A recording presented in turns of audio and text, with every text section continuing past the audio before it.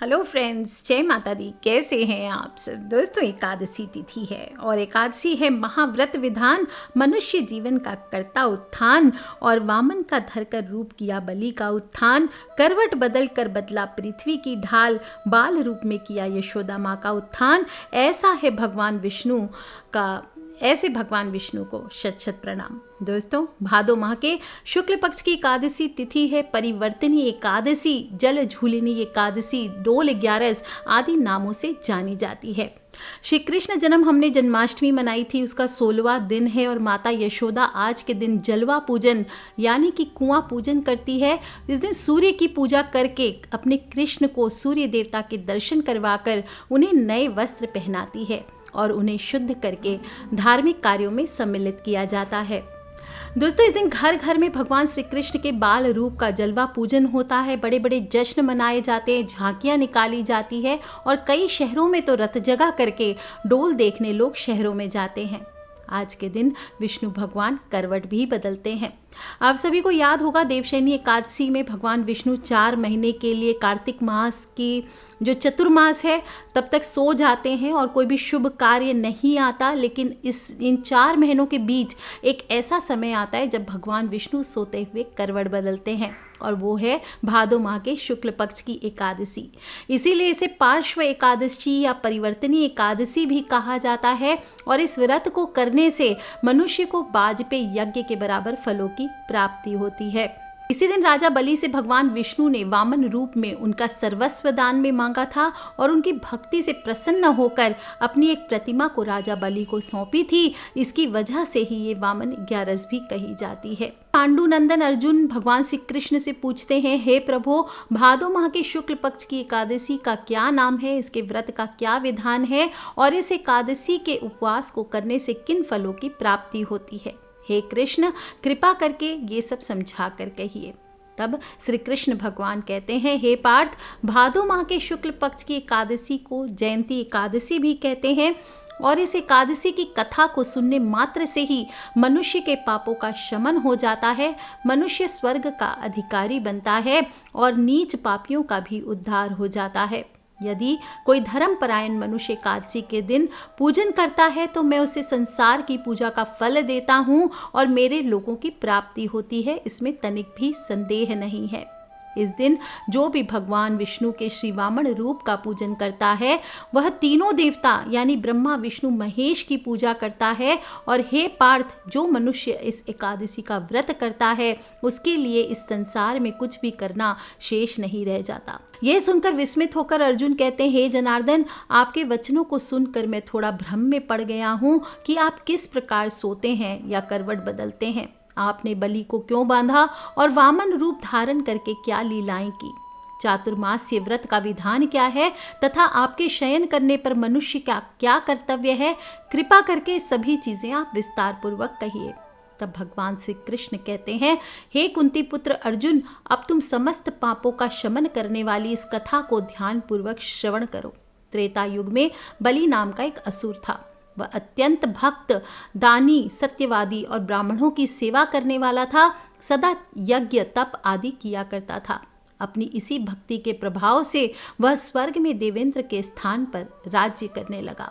देवराज इंद्र और अन्य देवता इस बात को सहन नहीं कर सके और भगवान श्री हरि के पास जाकर प्रार्थना करने लगे और अंत में मैंने वामन रूप धारण किया और तेजस्वी ब्राह्मण बालक के रूप में राजा बलि पर विजय प्राप्त की।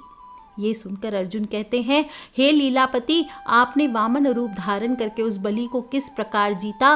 कृपा करके यह सब विस्तार पूर्वक बताइए। तब भगवान श्री कृष्ण कहते हैं, मैंने वामन रूप धारण करके राजा बलि से याचना की, हे राजन, तुम मुझे 3 पग भूमि दान में दे दो, इससे तुम्हें 3 लोक के दान का फल प्राप्त होगा। राजा बलि था दानी और उसने इस छोटी सी याचना को स्वीकार कर लिया और मुझे भूमि देने को तैयार हो गया।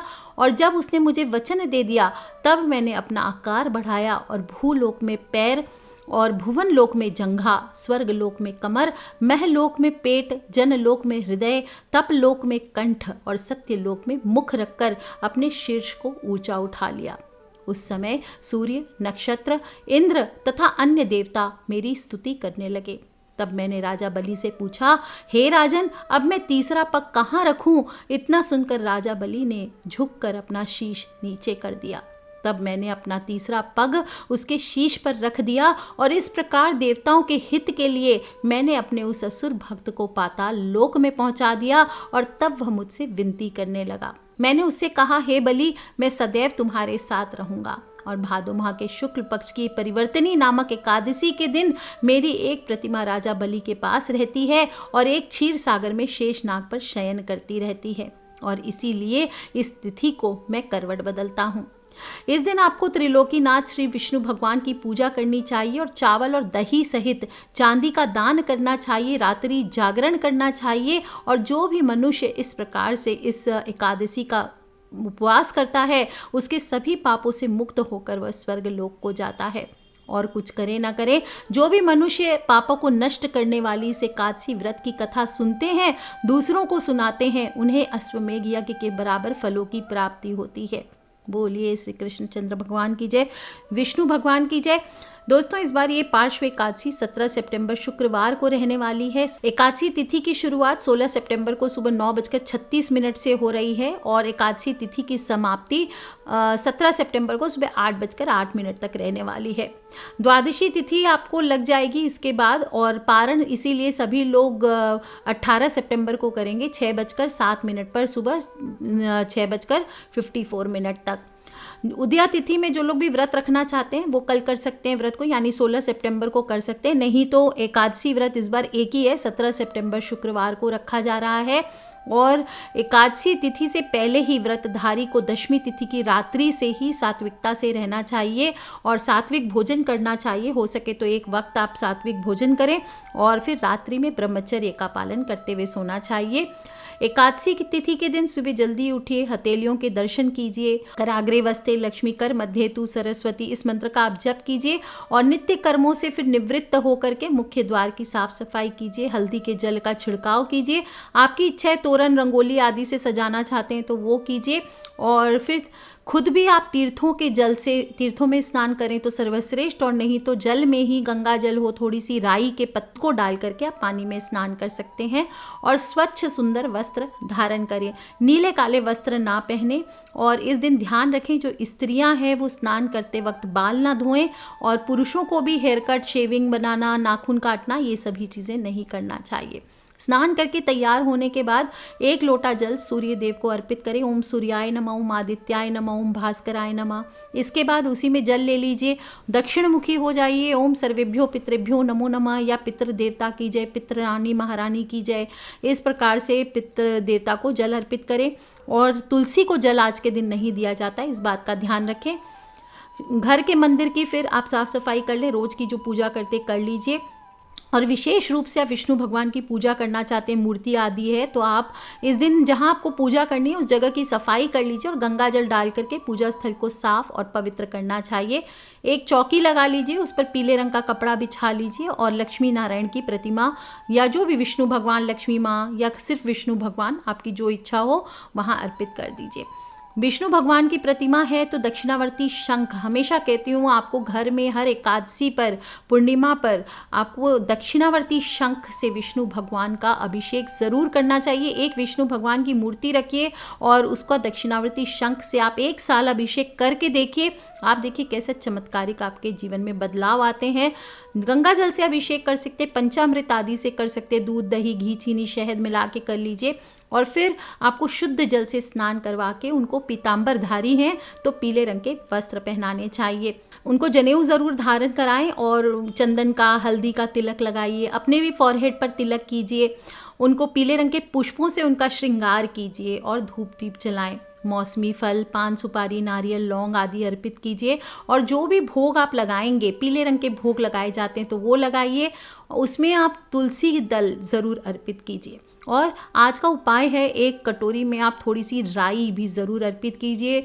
राई क्या होती है, सरसों के जो बारीक वाले दाने होते हैं उसे राई कहा जाता है, वो आपको अर्पित करना चाहिए। साथ ही काजल ज़रूर चढ़ाना है। ये एकादशी पर आपको काजल और ककड़ी मिले तो ककड़ी का भोग लगाइए, ककड़ी ना हो तो खीरे का भोग लगा लीजिए। और कई लोग इस दिन 7 कुंभ भी स्थापित करते हैं, यानी छोटे छोटे 7 घड़े लेते हैं, उसमें 7 प्रकार के अनाज, गेहूं, उड़द, मूंग, चना, जौ, चावल और मसूर, ये लेकर के इसके ऊपर भगवान विष्णु की मूर्ति रखकर पूजा करते हैं। आप नहीं भी कर सकते, कोई दिक्कत नहीं। सप्तधान आप एक कटोरी में रख लीजिए, बाद में इसका दान करना है। और फिर ये सभी श्रृंगार करने के बाद आपको ओम कुब्जा कृष्ण अंबर धराय नमः, आज का विशेष मंत्र है, गुप्त मंत्र है, ओम कुब्जा कृष्ण अंबर धराय नमः या फिर ओम गोविंदाय नमः, इस मंत्र का आपको जप करना चाहिए। 108 मंत्र का कम से कम आप पीली हल्दी की माला से, चंदन की माला से, जिससे भी जप करना चाहे कीजिए। और फिर हाथ जोड़कर विष्णु भगवान का ध्यान कीजिए। जो भी पाठ करना चाहते, विष्णु चालीसा, विष्णु सहस्त्र नाम, नारायण स्तोत्र, विष्णु स्तोत्र, किसी भी पाठ का आप कर लीजिए, मंत्रों का जप कीजिए। ओम नमो नारायणाय, ओम नमो भगवते वासुदेवाय, इस प्रकार से आप पूजा आदि करके विष्णु भगवान की आरती कीजिए और फिर अपनी पूजा में हुई गलतियों के लिए क्षमा मांग लीजिए। शाम के समय आपको तुलसी पूजन जरूर करना चाहिए। इस दिन तुलसी नामाष्टक का पाठ कीजिए और दिन भर ओम नमो भगवते वासुदेवाय, ओम नमो भगवते वासुदेवाय, इस प्रकार से बोलते हुए आपको दिन व्यतीत करना चाहिए। किसी से भी कड़वे शब्द ना बोलें, ज़्यादा से ज़्यादा मौन रहने की कोशिश करें, क्रोध नहीं करना, अपमान नहीं करना, चुगली बुराई आदि नहीं करना, ये सभी चीज़ों का ध्यान रखें। और रात्रि जागरण करना चाहिए। जो पूजा कर फिनिश हो जाएगी उसके बाद जो आपने ककड़ी चढ़ाई है या खीरा चढ़ाया है वो तो आप किसी को दान कर दीजिए, या फिर काली या भूरी गाय मिल जाए आपको, काऊ, तो आपको उसको खिला देना चाहिए। और जो काजल आपने रखा था उससे आपको अपने मुख्य द्वार के ऊपर जो चौखट होता है वहाँ पर आपको 7 बिंदी लगानी चाहिए। जो राई आपने रखी थी वो आपको उससे उपाय करना है। ध्यान रखें, द्वादशी तिथि को अगले दिन पारण जरूर करना चाहिए, इसके बाद ही व्रत खोला जाता है। और जो लोग भी व्रत करेंगे उनको ये ध्यान रखना है कि इस दिन आपको सिर्फ फलाहार करना चाहिए। एक समय फलाहार किया जाता है, नहीं रह सकते तो 2 समय फलाहार कीजिए, फ्रूट्स, जूस आदि पे रहिए, कुट्टू के आटे की पूड़ियाँ आदि खा सकते हैं। ध्यान रखना है, व्रत ना भी करें तो भी आप इस उपाय को कर सकते हैं, पूजन कर सकते हैं, लेकिन सात्विक भोजन आपको करना है। प्याज, लहसुन, मांस, मदिरा आदि का सेवन आपको नहीं करना चाहिए। पूजा कंप्लीट होने के बाद आपको दोनों मुट्ठियों में राई ले लेनी है और अगर हो सके तो चौराहे पे चले जाइए, नहीं पॉसिबल हो तो आप घर में भी इस उपाय को कर सकते हो। वो कैसे करना आगे बताऊंगी, लेकिन ये उपाय करने के लिए रात में आप इस राई को ले लीजिए अपनी मुट्ठी में और चौराहे पर जा करके बिना किसी से बोले, बिना किसी से बात किए पूरब दिशा की ओर मुख करके खड़े हो जाइए। कोई देखे नहीं, इसलिए ट्राई करते हैं कि रात को 10-11 बजे के बाद इस उपाय को करिए तो सर्वश्रेष्ठ होता है। इसके बाद अपने सिर पर दोनों हाथ की मुट्ठी बांध लीजिए और सिर पर हाथ क्रॉस करके खड़े हो जाइए और फिर आप दाहिने हाथ की राई को बाईं तरफ और बाएं हाथ की राई को दाहिनी तरफ आपको फेंक देना है। इसके बाद चौराहे पर आपको एक दिया लेके जाना चाहिए, मिट्टी का या आटे का कोई भी ले जाइए, उसमें सरसों का तेल और 2 बाती आपको लेके जानी चाहिए। वो 2 मुखी दिया आपको वहाँ जला देना है। इसके बाद सीधे घर चल करके आ जाए, पीछे मुड़कर ना देखें। कई बार क्या होता है, नेगेटिव एनर्जियाँ पीछे से आवाज़ लगाती है, आपको लगता है कोई पुकार रहा है, मुड़ के देखने लगते हैं। ऐसा नहीं करना है। आप देखेंगे आपकी जितनी नकारात्मकता है जीवन की वो सभी आपके जीवन से दूर होगी, चाहे धन धान्य की प्रॉब्लम हो, पैसे की प्रॉब्लम हो, आर्थिक फिनेंशियल कोई भी बाधा हो, किसी भी प्रकार का कर्ज चढ़ा हो तो मुक्ति मिलती है। सुख शांति की प्रॉब्लम हो, घर में कलेश होता है तो उसमें आपको रोक आता है। दुर्भाग्य अगर बढ़ गया है तो सौभाग्य में बदल जाता है। और अगर चौराहा नहीं है, पॉसिबल नहीं है ये उपाय, तो इस राई को आप घर में इस तरीके से करके घुमा के 7 बार उल्टी दिशा में अपने सिर के ऊपर से पुड़िया बना लीजिए और फिर गोबर के कंडों पर या आप कहीं पे भी बालकनी, घर के अंदर इस उपाय को नहीं करना है, घर के बाहर कहीं आपकी बालकनी हो, आंगन हो, वहाँ पर इसको जला देना है। यदि लगता है कि परिवार में कोई सदस्य है उसका स्वभाव बहुत चिड़चिड़ा हो गया है, बात बात पर गुस्सा करता है, या लगता है किसी ने कुछ कर दिया है, बांध दिया है, तो भी आप राई से इस उपाय को कर सकते हैं। बस इसके साथ आपको सूखी लाल मिर्च भी लेनी है, 7 सूखी लाल मिर्च ले लीजिए और 7 ही बार उस व्यक्ति के ऊपर से उल्टी दिशा में वार दीजिए जो अफेक्टेड है, और फिर इसे अग्नि में जला देना है। ये उपाय आप घर के गैस या चूल्हे में भी कर सकते हैं। और साथ ही साथ आपको ये बोलना है कि वो जो मनुष्य अफेक्टेड है उसको इस आग को देखते रहना है। आप देखेंगे धीरे धीरे कुछ समय बाद आपको फायदा ज़रूर दिखना शुरू हो जाएगा। दोस्तों, अगर राहु की महादशा है किसी के ऊपर, आपके घर पे शनि की महादशा है, और तो भी आप इस उपाय को कर सकते हैं। बस इसके लिए आपको साथ में नमक भी लेना है। मिर्च को मंगल का, राई को शनि का और नमक को राहु का प्रतीक माना जाता है। और इन तीनों को लेकर के सिर से 7 बार घुमा दीजिए और अग्नि में, यानी मंगल का प्रतीक मानते हैं आग को, इसमें आपको डाल करके जला देना है। इससे बुरी से बुरी ग्रह बाधा होती है। तीनों को जलाने पर अगर तीखी गंध नहीं आ रही है, कुछ प्रॉब्लम नहीं आ रहा है, लग रहा है कि कुछ भी नहीं हुआ है, कुछ जला ही नहीं है, ऐसा फील होने लगे तो समझ लेना चाहिए नज़र दोष था और वो कि जल के खाक हो गया। आपको पता है ना, घर में एक मिर्च छोंकते हैं कितनी तेज धांस आती है, लेकिन अगर किसी के ऊपर वार के आप जला रहे हो और गंध ना आए तो समझ जाइए कि नज़र दोष थी और वो हट रही है। आपको ये ध्यान रखना है, अगर आपकी दुकान है, कोई व्यापार है, उसमें आपके बाधा आ रही है, चलती नहीं है, पहले चलती थी अब नहीं चलती है, या लगता है किसी ने बांध दिया है दुकान को, तो आपको 3 छोटे छोटे बर्तन लेने हैं। एक में तो ये सिद्ध राई रख दीजिए जो आपने भगवान के सामने रख के जप की है, दूसरे में काला तिल, और तीसरी कटोरी में साबुत धनिया, गोटा धनिया जिसको कहते हैं। ये तीनों को मिला करके आप फिर ओम गोविंदाय नमः इस मंत्र का, या ओम नमो नारायणाय, या आप विष्णु भगवान का कोई भी मंत्र, ओम नमो भगवते वासुदेव, ये लेकर के जप कर लीजिए। और फिर अपने जो भी व्यापार स्थल है, दुकान है, इसको छुपा करके किसी जगह रख देना है। पुड़िया बना बना के रख दीजिए अपने गल्ले में। ऐसा करने से आप देखेंगे कि व्यापार में वृद्धि होने लगेगी, दुकान में ग्राहकों की संख्या में वृद्धि होने लगेगी। और हमेशा बताती हूँ कि एकादशी के दिन अगर गोमती चक्र आपको कहीं से अभिमंत्रित मिले तो 11 गोमती चक्र अपने दुकान के मुख्य द्वार पर लटका कर रखना चाहिए। ये टावर की तरह आपके जीवन में माता लक्ष्मी को लेकर के खींचते हैं। दोस्तों, अगर आपके बने बनाए काम बिगड़ जाते हैं तो एकादशी के दिन या किसी भी गुरुवार को भी आप ये कर सकते हैं। राई का दान आपको ज़रूर करना चाहिए। ऐसा करने से आपके सभी बिगड़े काम बनने लगते हैं, कार्यों में आ रही रुकावटें दूर होती है और आपका दिन भी शुभ रहता है। इसके अलावा राई के और भी फायदे हैं। अगर बहुत ज़्यादा बाधा आ रही है तो राई को आंकड़े के दूध में मिला करके इस दिन आपको विष्णु भगवान के सामने ओम नमो भगवते वासुदेवाय के साथ हवन करना चाहिए। आप देखेंगे जल्दी ही आपको फ़ायदा मिलेगा। बहुत ही खूबसूरत एकादशी है। संभव हो तो व्रत रखें और बिना तुलसी के इस दिन भोजन भगवान को ना चढ़ाएं, क्योंकि इसके बिना भगवान एक्सेप्ट नहीं करते हैं। शाम को तुलसी पर दिया जरूर जलाना है। पापों से मुक्ति और सुखद अंत के लिए इस व्रत का पालन सभी मनुष्यों को ज़रूर करना चाहिए। और एकादशी के दिन ग्रहों की दशाएं भी बदलती है, जिसके कारण मनुष्य में व्यवहारिक परिवर्तन भी होते हैं। और इस परिवर्तन को कम करने के लिए हमारे शास्त्रों में हमारे साधु मुनियों ने हमें बताया है कि एकादशी का व्रत हमें ज़रूर करना चाहिए।